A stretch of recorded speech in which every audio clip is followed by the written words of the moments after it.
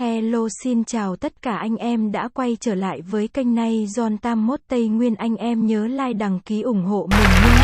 Mình xin cảm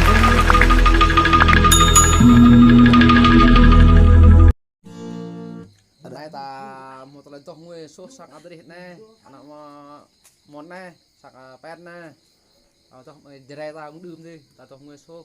Ini nang kamera. Kayaan nang kamera nang mi nang kamera.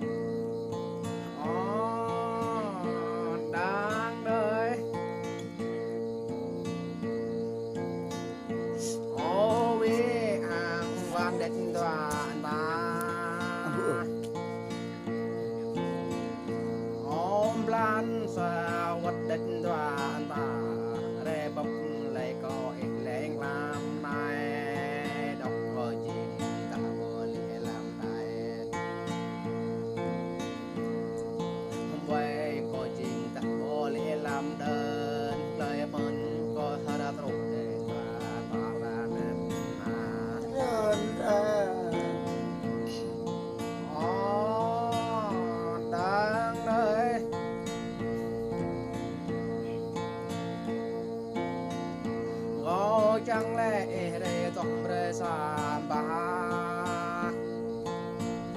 có rê tôi nhớ sàm bay lên tàu in năm nè cuốn lần ta để cao in năm còn